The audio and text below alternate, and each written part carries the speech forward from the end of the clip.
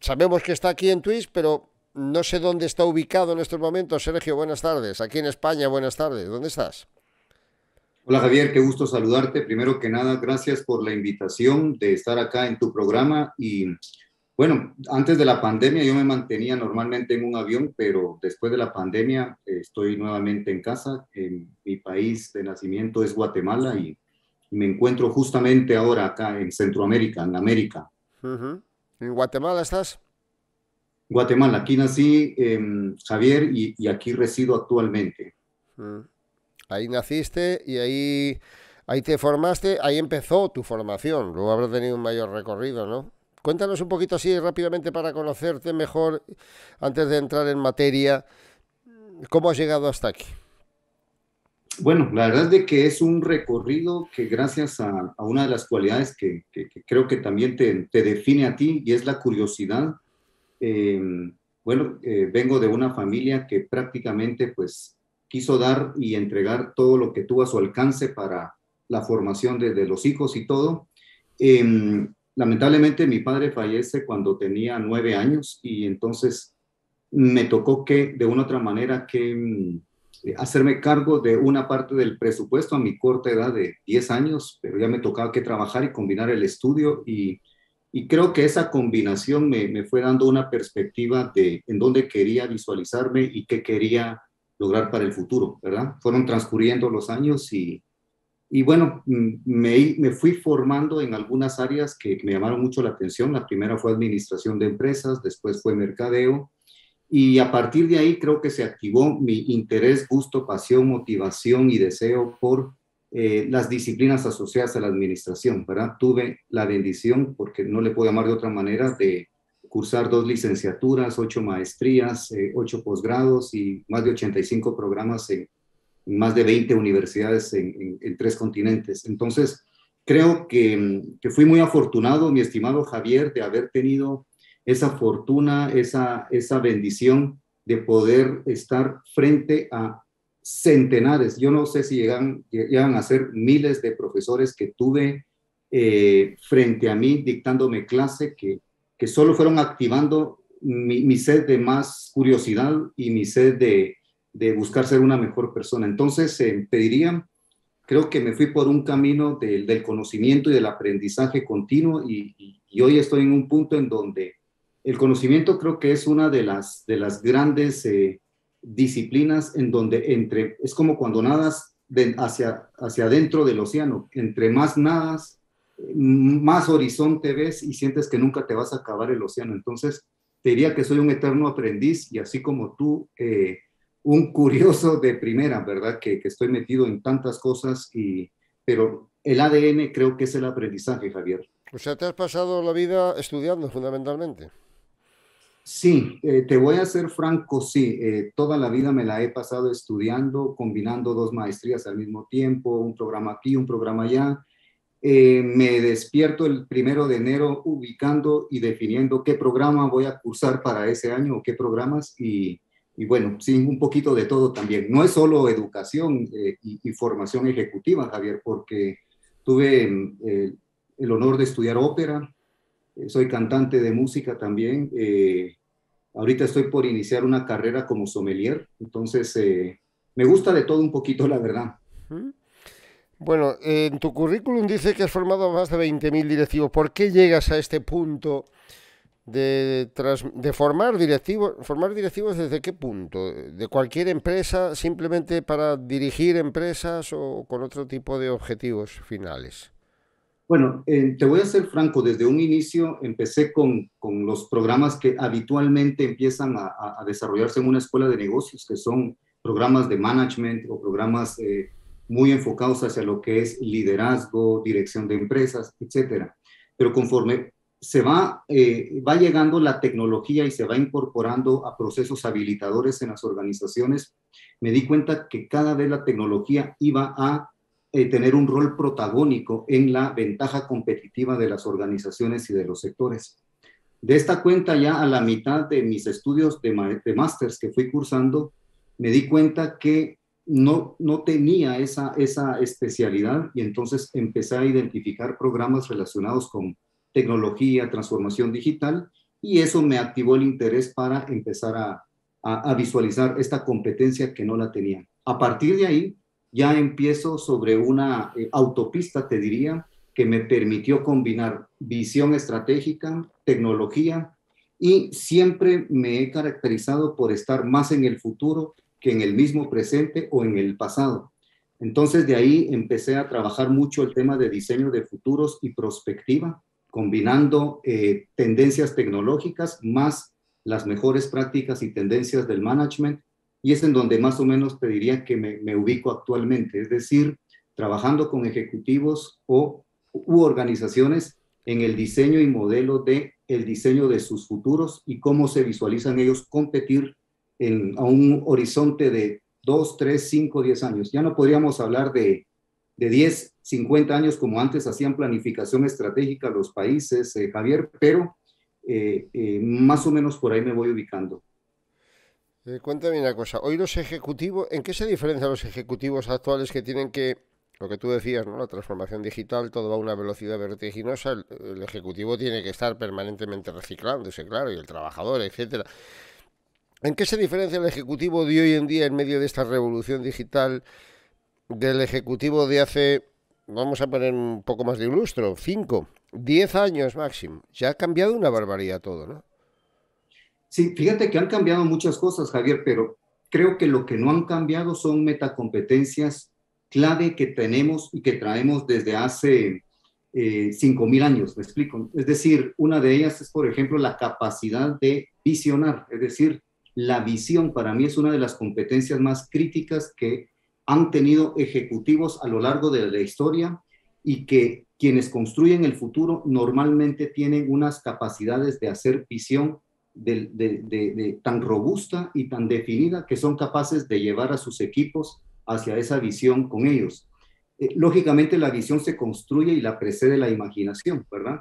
De hecho, la imaginación que precede a la visualización es el acto de soñar, de empezar a meter tus sueños, a meter esas metas, etcétera.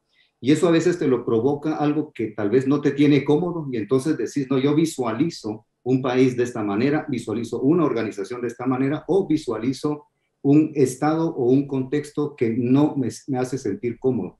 Esa sería la primera. La segunda es una competencia intrínseca que tenemos como sociedad y es la comunicación. De ahí se deriva la narrativa y el storytelling, que tú como periodista sabes muy bien, que esa capacidad de contar historias y que hace mover a las personas son dos grandes competencias críticas que hoy ejecutivos han tenido y que aquellas que las fortalecen y que las ponen a favor de un gran objetivo o una gran meta son capaces de transformar el mundo o transformar su entorno.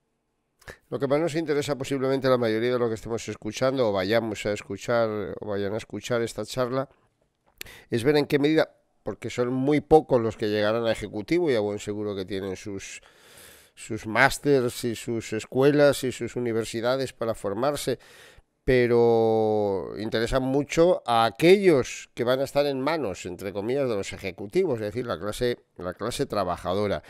Y ahí es donde posiblemente parte el primer punto, ¿no? La primera reflexión.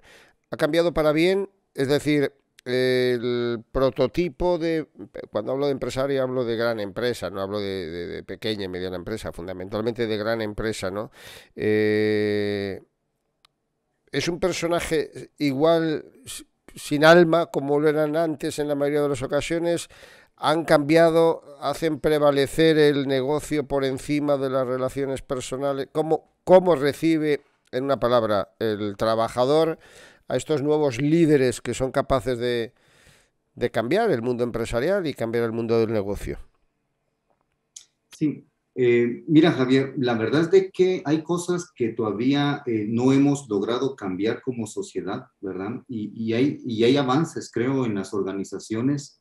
Por ejemplo, algo que ha puesto de manifiesto la pandemia es que los colaboradores hoy han cambiado la valoración que hacían de 4 dimensiones de nuestro código como sociedad, ¿sí? Antes de la pandemia, por ejemplo, no se valoraba, un colaborador no valoraba ni su propia vida, y ahorita te lo explico, mucho menos la organización, me explico, te exponía en seguridad, higiene industrial, etcétera. El tema del tiempo no lo respetaban, si lo querías ver así.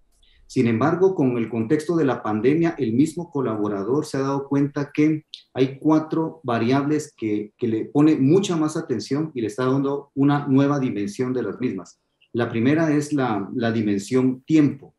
Hoy un colaborador sabe que su tiempo es importante y que el tiempo que tiene con sus hijos, con su familia, el tiempo que se dedica a él mismo, es tan valioso y lo compara con el tiempo que le dedica a la organización. Y entonces ese gran movimiento que se da en Estados Unidos de la gran renuncia y que se pone en manifiesto en muchas partes del mundo. Por ejemplo, ayer en Canadá estaba dándose ya una manifestación que los medios de comunicación prácticamente no los comunican como tiene que ser, pero más de 500,000 de personas manifestando, apoyando a todo el sindicato de transportistas de Canadá, ¿verdad? Porque se están dando algunas situaciones de poder pasar de un país a otro entre Canadá y Estados Unidos. La otra, mi estimado Javier, es la dimensión espacio, ¿sí? Mira qué interesante, porque hay empresas que hoy tienen problemas porque enviaron de manera masiva a sus colaboradores a sus casas y ahora les dicen, oye, ya puedes regresar, ¿sí? Me tocó que atender a una institución de gobierno que tiene más de 700 auditores, ¿verdad? Y 800 abogados, porque es una institución que hace la regulación de los ministerios y todo, y los tuvo que enviar porque era lo que procedía. ¿Puedes creer que le montan un sindicato, el grupo de abogados, y les dicen, oye, hemos estado más de un año en casa, por lo tanto tenemos un derecho que nos tutela de podernos quedar en casa si nosotros queremos?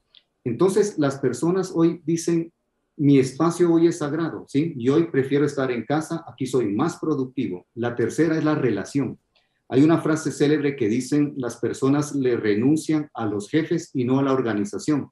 Y hoy cada vez se le está exigiendo una mejor conducta y un mejor comportamiento a los jefes. Y la última, mi estimado Javier, es la dimensión vida, ¿sí? Entonces tenemos tiempo, espacio, relación, vida. Hoy la gente dice, yo no voy a estar matándome en una organización que no valora mi trabajo. Ya se está olvidando y el tema de la paga, Javier, está pasando no a un segundo término, pero prima más la vida, el espacio, el tiempo y la relación. Y con las nuevas generaciones que se están dejando venir, no están permitiéndole a todo el sistema de las organizaciones como que excederse en algunas expectativas que ellos tienen para un futuro. De esta cuenta ya la tendencia que existe muy, muy marcada, y eso del metaverso que ahora ha venido como toda una revolución mundial, ha venido a fortalecer más esa visión. Y es que para el 2027 se preveía que el 87% de la población mundial iba a ser freelancer, es decir, iba a trabajar o para la gig economy, es decir, por proyecto para empresas de manera remota incluso, o iba a trabajar como freelancer. Entonces, todo esto se está cortando cada vez y creo que los estamos acercando a una nueva sociedad relacionada con el mundo de las empresas. Hay trabajadores que opinan, es el sector más pequeño probablemente, pero hay trabajadores que opinan que al final el teletrabajo es una pequeña trampa, es decir, uno gana un montón de cosas, uno deja de perder mucho tiempo que se pierde solo con el transporte y el traslado a los centros de trabajo, pero es verdad que uno no consigue desconectar a lo largo de casi todo el día, de las 16 horas en que está de pie, ¿no? Y hay algo de cierto en eso y es importante ser capaz de conciliarlo, ¿no? Posiblemente el trabajador necesite de esta experiencia durante más tiempo para ir controlando, pero no es saludable que una persona se levante a las 7 de la mañana y a las 10 de la noche durante todo ese espacio de tiempo siga con el tema laboral en la cabeza, posiblemente porque muchas de las horas las ha dedicado a otros menesteres, pero no deja de estar conectado permanentemente con el trabajo. Eso es nocivo y peligroso también. Sí, sí, Javier. De hecho, creo que se va a ir dando una transición porque ese es uno de los peligros que tiene justamente los nuevos modelos de trabajo en las organizaciones, y es que el colaborador entre en una inercia tal que se despierte, no se lava los dientes porque se tiene que Correcto. conectar, termina a las 8 cenando en su computador y cuando siente ya está oscuro y casi que apaga el computador y a su cama. ¿Me explico? Entonces, sí, yo te diría que como fue una transición que se dio tan fuerte en este contexto pandémico, lo más seguro es que se van a crear programas, se van a crear planes, las organizaciones, de hecho, la Organización Internacional del Trabajo, en una de sus cumbres que tuvo en Roma, fue muy clara y directa en decir, esto no puede quedarse así. Ya la Organización Mundial de la Salud también está empezando a dar señales de que se puede generar una segunda pandemia silenciosa, muy, muy sigilosa, que es la pandemia de la salud mental. Hay personas que ya están teniendo una cantidad de problemas de divorcios, pero también hay personas que se están queriendo suicidar. Y aquí hay que hablar lo que es, Javier, porque creo que uno de los sectores más afectados es el sector de la niñez. Los niños están sufriendo lo que no tienes idea. Creo que se les está cercenando radicalmente habilidades que debieran de estar construyendo y fortaleciendo en el campo, en el parque, en el recreo de sus escuelas y colegios, y por estar metidos en un cajón, por así decirlo, dentro de la casa, prácticamente les estamos inhabilitando a algo que yo le llamo las power skills, ¿verdad? Las power skills son metacompetencias que le van a permitir a cualquier persona tener habilidades más que para trabajar en un puesto en el futuro, son habilidades que te van a permitir enfrentar la vida, ¿sí? Y esas son 5. La primera es la imaginación, que ya te decía, precede a la visualización. La segunda es la curiosidad, ¿sí? Dicen por ahí la curiosidad mató al gato, pero la tercera es la exploración, ¿sí? Somos exploradores por naturaleza, lo traemos en nuestro ADN y eso desde hace miles de años queríamos visualizar, queríamos explorar el cielo, queríamos saber por qué era oscuro, ¿verdad? Y qué había del otro lado del océano. La cuarta es la capacidad de asombro, Javier, ¿sí? Esa capacidad de asombro que conforme vamos creciendo y de hecho hay un neurotransmisor que fisiológicamente nos va debilitando esa capacidad de asombro, ya no nos asombra tanto alguna sorpresa o algún invento o algo tan simple. Y la quinta es la originalidad. Esas 5 power skills que arranca por la imaginación, curiosidad, exploración, capacidad de asombro y originalidad es lo que te da una base para la creación. Es decir, hoy en las organizaciones se le piden a los ejecutivos, danos tu mejor idea, necesitamos que innoves tu proceso para ser más competitivo y no es capaz de hacerlo. Hoy hay talleres que se denominan talleres de design thinking o talleres de ideación para cambiar cosas en la empresa y no son capaces de generarte ni creatividad ni innovación. Claro, eso se las quitamos desde la niñez, mi estimado Javier. Yo, a pesar de que he estado trabajando casi 30 años en el sector de la educación, te diría, Javier, que el propio sector de la educación ha sido uno de los causantes de que hayamos crecido con una cantidad de incompetencias para enfrentar lo que hoy estamos viviendo. ¿Me explico? Entonces, no te voy a negar que el sistema de educación hay que corregirlo, hay que darle ¿cómo se llama? Hay que volverlo a construir, pero fortaleciendo esas habilidades partiendo desde los niños y trabajar en programas para los adultos. ¿Por qué crees tú, Sergio, que no se hace? Aquí tenemos siempre la misma batalla, no sé si el mal es genérico, me imagino que sí, más o menos en línea general será genérico en todos los países, pero ¿por qué cuesta tanto cambiar o reconstruir, como bien has dicho, algo que la sociedad está demandando? Es decir, tenemos un problema educacional tremendo. ¿Por qué cuesta tanto cambiar esto? Bueno, te voy a ser muy, muy honesto. Pareciera, ¿verdad? Pareciera, pero a veces el pareciera es que por ahí van, de que hay intereses en donde no quisieran que los mismos pueblos se desarrollaran porque el entregarles conocimiento, le estamos transfiriendo poder a esta sociedad, a esta población, y entonces preferimos que se queden sin conocimiento para que permanezcan en estados de ignorancia.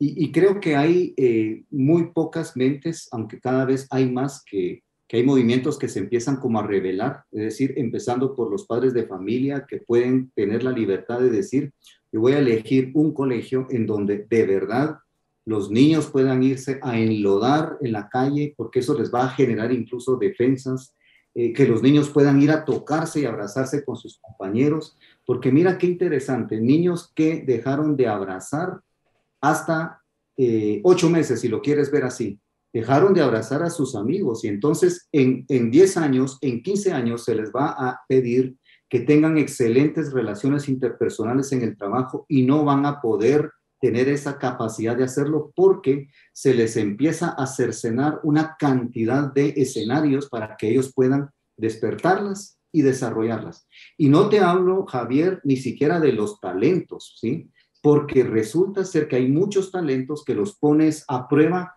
Incluso, mira, yo creo que a todos nos tocó a veces que medio pelearnos en el colegio de niños o alegarnos o alguien nos quitaba la merienda y era negociar, devolvérmela, etcétera.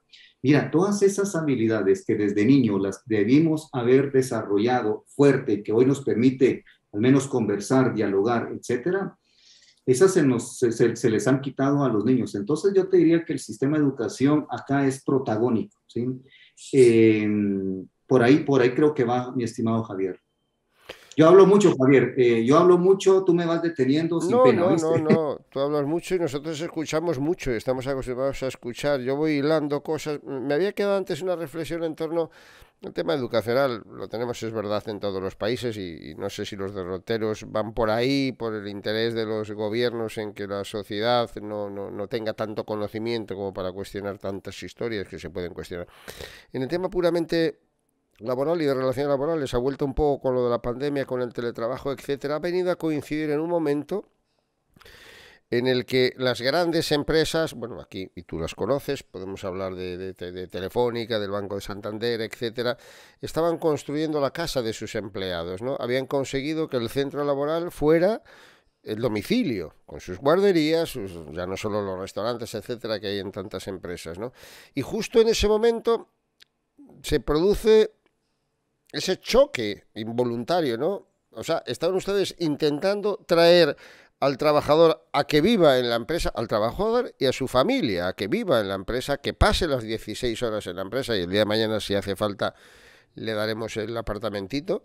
Y de repente nos encontramos con que por mor de la pandemia, es verdad, el trabajador lo que reivindica es traer la empresa a su casa. Tú fíjate que choque más curioso, ¿no? Más aparentemente violento. Sí.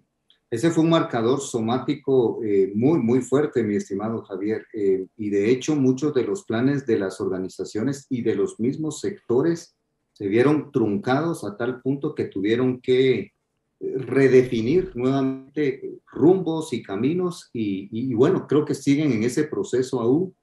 Yo sí tengo claridad por las señales que normalmente trato de leer e interpretar que la pandemia no es solo el inicio, ¿me entiendes? Es decir, vamos a estar enfrentados a una serie de retos y desafíos, no solo de orden sanitario, vamos a enfrentar retos de ambientales, retos incluso que van a tener que nos van a enfrentar a nosotros y yo creo que tenemos que redefinirnos como sociedad, Javier, y ahí creo que está el reto no solo del gobierno, las universidades o instituciones de educación, pero también las organizaciones. Las organizaciones tienen que jugar acá un papel protagónico, ¿verdad? Hay otra cuestión también que a veces estaba pensando, ¿no? Sobre la marcha. Si por un lado todos podemos entender que el trabajador prefiera, salvo excepciones y siempre y cuando consiga conciliar, prefiera traer la empresa a su casa, de la misma forma que es lógico pensar que la empresa quiera que el trabajador tenga a su casa la empresa. Pero bueno, ahí en esa pelea y en esa discusión, en ese tour de force que pueden tener ambas partes, estaba pensando que también el hecho de que el trabajador no salga de su casa, que el trabajador traiga su trabajo a su casa, etcétera, esto golpearía el mercado y el sistema económico de una manera bastante brutal. Habría muchos sectores que se verían enormemente perjudicados, ¿no? Sí, mira, hay un efecto compensación también, es decir, el hecho de que alguien vaya y trabaje en su hogar, eh, genera algunas desventajas, pero también algunas desventajas, así como las organizaciones se empiezan a visualizar que dice, bueno, perdemos esto, pero logramos por el otro, ¿verdad? A un ahorro económico, la gente puede ser más productiva, etcétera. Entonces, cada sector normalmente identifica cuál debería de ser el modelo idóneo para empezar a desarrollar y desplegarlo para sus equipos de trabajo, sus colaboradores. Lo que sí es cierto, Javier, es de que hay una tendencia muy marcada hacia que las empresas van a preferir que sus colaboradores estén trabajando de manera o deslocalizada o de manera remota, y haciendo, porque es una tendencia tan natural. Las personas no quieren ir a trabajar ya a las organizaciones. Pero de repente el impacto que eso ocasionaría en la hostelería, en el transporte, en los carburantes, que son el gran motor económico del mundo, etcétera, sería brutal, ¿no? Sí, mira, por ejemplo, tú sabes de que en los primeros 2 meses que se generó la pandemia, ya en Nueva York, me imagino todo el gremio de bienes raíces ahí ya tenían alguna información clave, 2 millones de metros cuadrados, ¿sí? 2 millones de metros cuadrados que estaban por construirse para edificios, etcétera, paralizaron la obra y dijeron no, nos vamos por construcciones mixtas. Entonces, te diría que este contexto ha permitido que las empresas pongan a prueba sus capacidades, no solo de visión, nuevamente, sus capacidades de ejecución y de gestión del cambio, porque esto había que tomarla en el aire y las oportunidades que pudieran verse era de aprovecharlas y bueno, y los desafíos que pudieran enfrentar, pues habría que aplacarlos, ¿verdad? Pero sí, una cantidad de historias que podríamos tocar alrededor de esto, ¿verdad? Muchos vencedores, muchos ganadores, Javier, y muchos, muchos perdedores también. Profesiones de futuro. Un tema que yo creo que le interesa a muchos de los que nos están siguiendo, nos van a escuchar o te van a escuchar fundamentalmente, que insisto, yo soy un mero transmisor. Todo esto también va a cambiar mucho el espectro laboral. Es decir, ¿qué profesiones tú te atreverías a decir que van a causar el menor perjuicio y van a ser más beneficiosas para el trabajador en el futuro inmediato que nos aguarda? Porque esto va a cambiar una barbaridad, claro. Totalmente, sí, totalmente. Mira, hay dentro de toda la visión que existe en cuanto a los trabajos del futuro, podríamos definirlo en 3 pilares. La primera es aquellos trabajos que se van a requerir en un futuro y que van a necesitar de un proceso que se le llama reskilling y upskilling, ¿sí?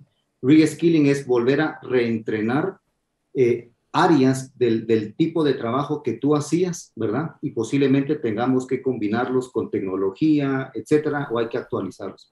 Reskilling. La otra es el upskilling, ¿verdad? Y el upskilling es añadirle competencias que no tenía ese puesto de trabajo, porque es un tipo de trabajo que va a continuarse desarrollando, por así decirlo. El otro tipo de trabajo es aquel tipo de trabajo que hoy se está demandando y que no existe, ¿sí? Profesionales preparados y la academia o el mundo todavía no ha logrado llevarlo en ese sentido.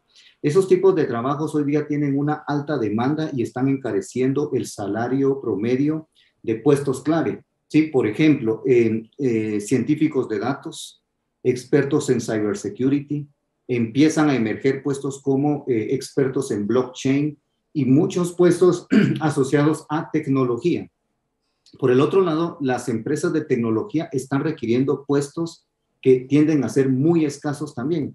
Por ejemplo, en España yo me topé con un programa de máster que es un máster en filología, ¿verdad? Me Filología. imagino, filología, sí. Es un puesto muy demandado en Silicon Valley, mi estimado Javier, y es la combinación de alguien que domina las lenguas, ¿verdad? Es decir, los idiomas, las letras, con la tecnología. ¿Quiénes utilizan este tipo de profesiones? Empresas como Google, por ejemplo, que quiere utilizar a estos profesionales para que decodifiquen, que vean la dicción, la semántica, etcétera. Carreras, y bueno, ese es el segundo bloque.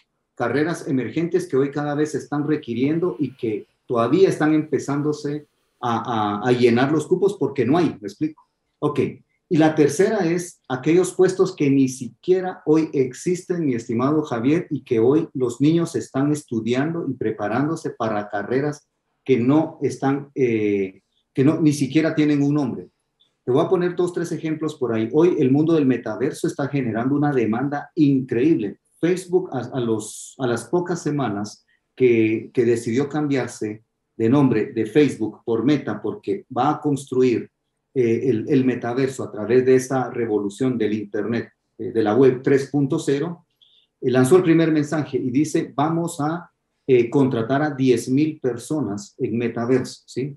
A los 3 meses se dio cuenta que esos 10,000 personas no existen. ¿Por qué? Porque son puestos muy, muy sofisticados sobre realidad aumentada mixta, etcétera. Y entonces hace un acuerdo con la OEA y dice, vamos a desarrollar 10,000 profesionales en realidad aumentada en América Latina. Y entonces 10,000 del lado de Europa y 10,000 en América Latina. Hay algunos puestos interesantes. Tú sabes de que hay una carrera ahorita por el espacio, ¿verdad? De quién conquista los asteroides del cinturón entre Júpiter y Saturno. Ahí hay más de 30,000 asteroides, Javier.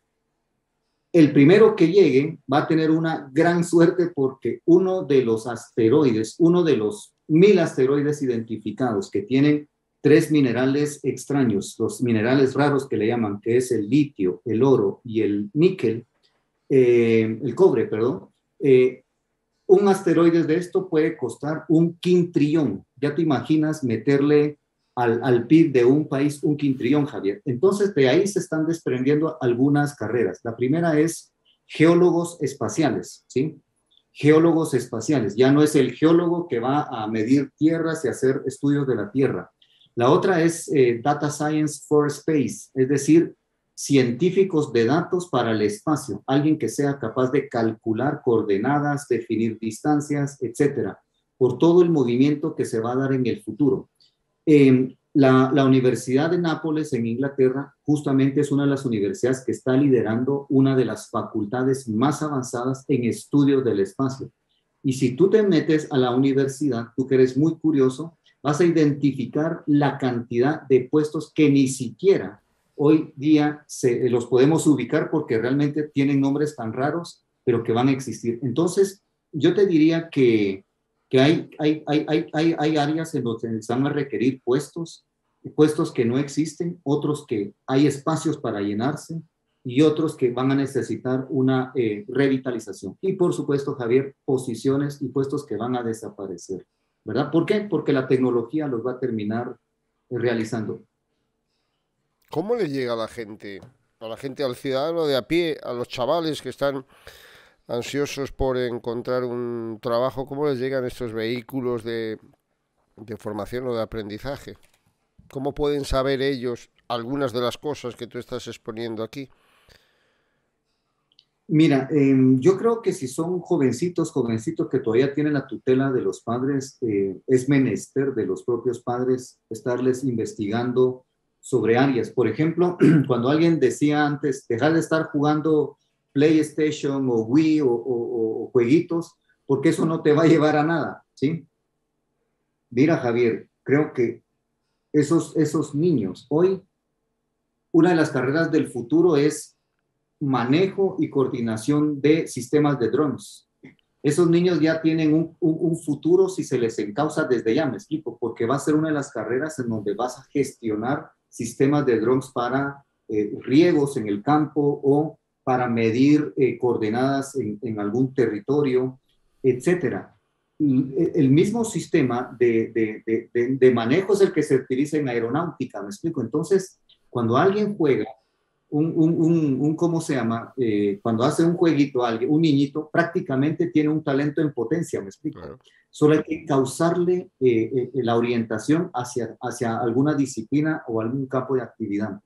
Te diría que los padres tienen un rol muy protagónico acá y a los jóvenes deberían de estar leyendo muchísimo. Creo que la lectura, ustedes los españoles leen muchísimo y creo que eso les da también mucha propiedad y mucho criterio para tomar decisiones, ¿verdad? A mí me parece sinceramente, Sergio, que hay un vacío. Es decir, a muchos de los padres metidos en una cierta edad, más de 40 años, etcétera, es posible que les supere la revolución tecnológica a la velocidad a la que va, ¿no? Como nos ha superado, como me ha podido superar a mí, ya de generaciones mayores, pero incluso estoy pensando en la evolución natural que lleva la tecnología. Y a muchos chicos va a ser muy difícil sacarles de la utilización de esas herramientas que tú dices, que es conocimiento al final y práctica, pero que están dirigidas no fundamental, exclusivamente al ocio, al entretenimiento.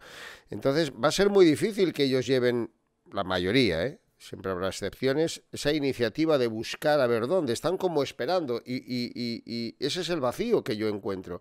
Entre los padres y los chicos tiene que haber alguien que les oriente. Tendrían que ser, lógicamente, los centros de formación. Por supuesto que tendrían que ser los centros de formación, pero como bien has dicho antes, parece que los centros de formación están bastante preocupados de que el ciudadano o el chaval no tenga los conocimientos necesarios. Total, yo veo la situación como una especie de callejón sin salida, ¿no? Salvo que Sí, se es aporte correcto. alguna otra opción o expectativa.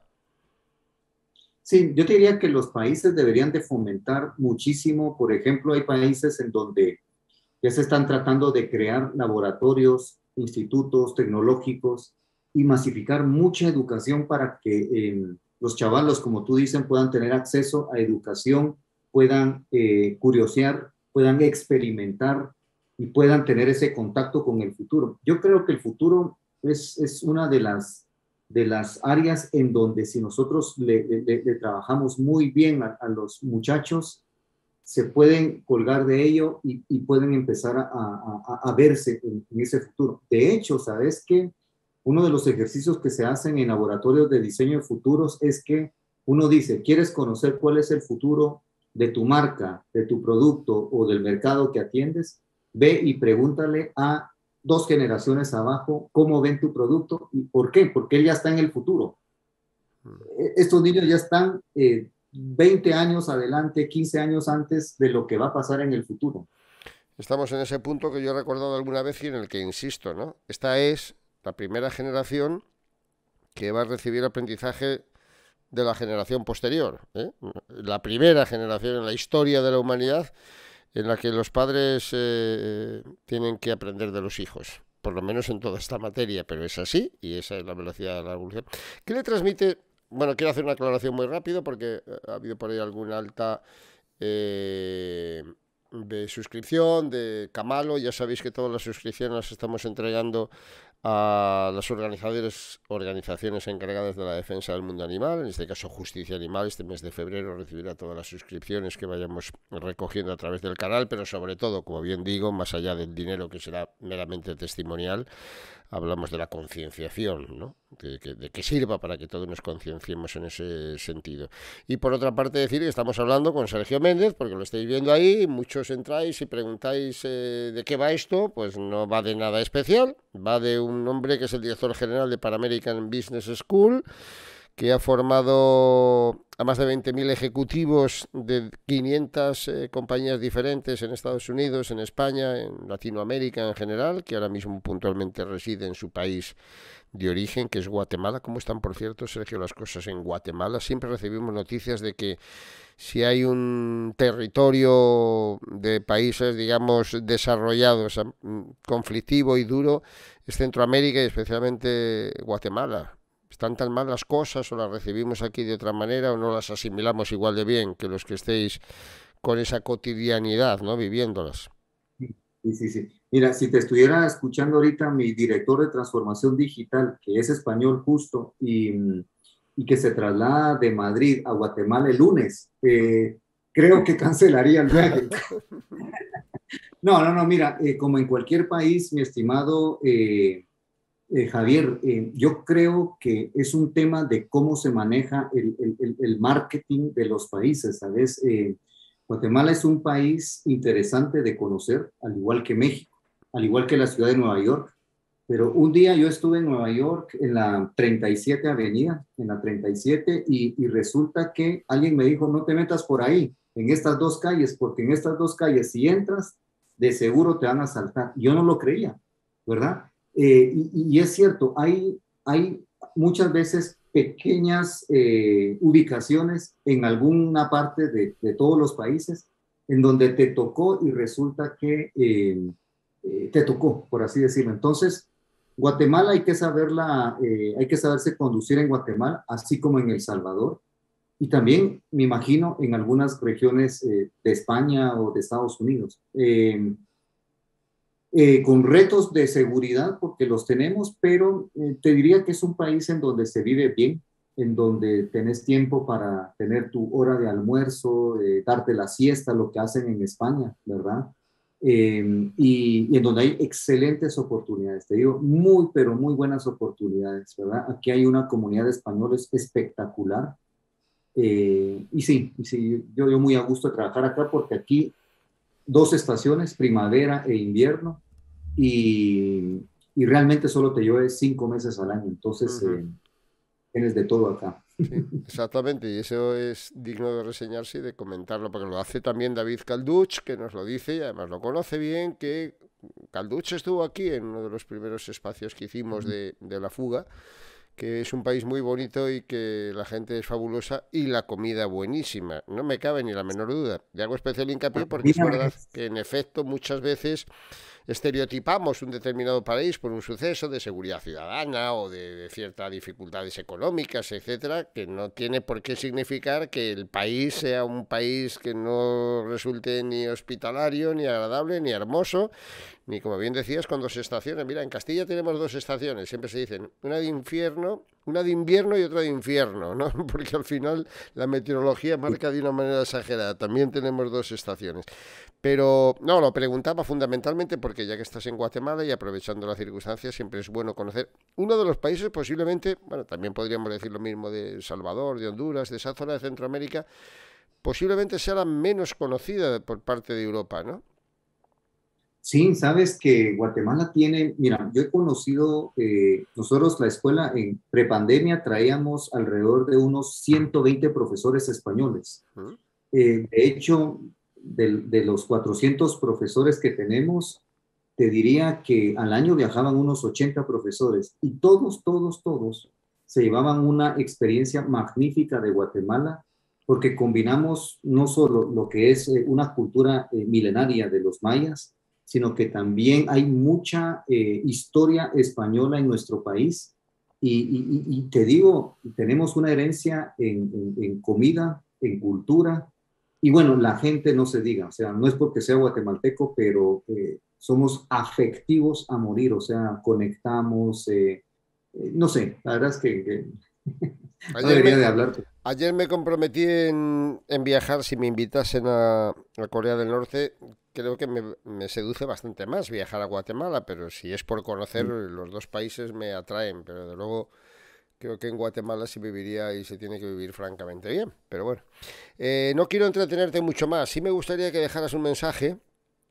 Un mensaje, hemos hecho especial hincapié en el tema de las profesiones de futuro, de la educación, de la transformación digital, pero fundamentalmente eres una persona que está formando a los directivos, a los líderes, ¿no? Ahora en lugar de directivos, en lugar de ejecutivos, empiezan a ser líderes, ¿no? De las empresas.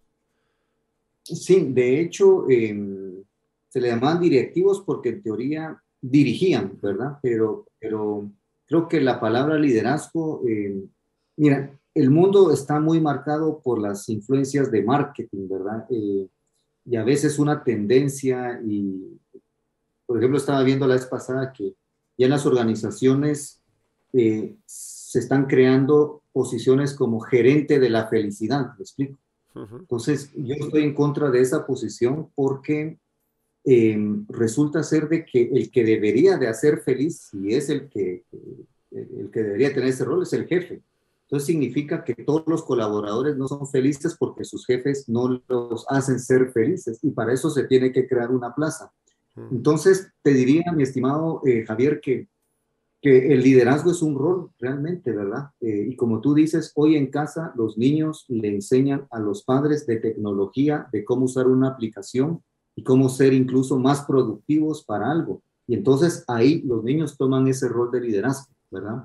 Creo que va por ahí, la tendencia va hacia mejorar la capacidad de liderar también, que va en dos grandes líneas, independientemente de todas las tendencias, estilos y rutas de liderazgo, está hacia un liderazgo más consciente y hacia un liderazgo más resiliente. Con que trabajemos esos dos tipos de liderazgo en los próximos años, vamos a robustecer nuestra capacidad de enfrentar el mundo y por ende lo que se deja venir en el futuro. Y el mensaje final, Javier, sería, hoy toca no solo desaprender, aprender y volver a aprender. Es en management se le llama the lifelong learning, es decir, el aprendizaje de por vida.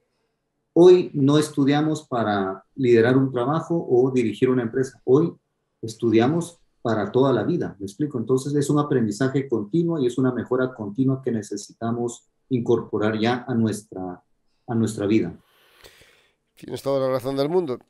Hay que reciclarse día a día en los tiempos actuales y hay que esperar que en efecto y desde las empresas, cuyos líderes tú formas, también se consiga alcanzar, que me parece que tendría que ser el objetivo del común de la sociedad, es decir, líderes y trabajadores de la empresa, esa empatía que generalmente ha faltado siempre, por lo general, haciendo muchas excepciones que las habrá y honrosas, entre el empresario y el trabajador, ¿no? A lo mejor estos líderes vienen formados ahora con otra mentalidad, la mentalidad que se dijo siempre, no aquella de Asimov y su factoría, la mentalidad que se dijo siempre de haz feliz al trabajador, no hazle la vida cómoda, que es lo que se ha pretendido siempre, haz feliz al trabajador para que el trabajador resulte productivo para la empresa de verdad, ¿no?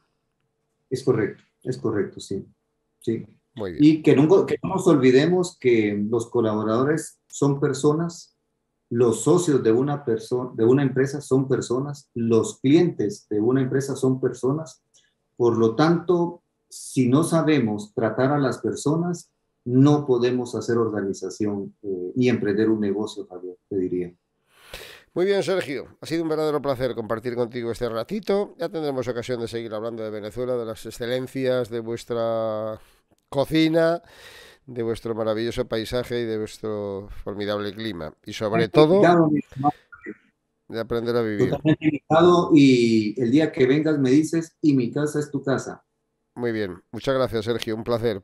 Gracias. Chao. Cuídate bastante. Hasta luego. Continuamos, ¿eh? Gracias.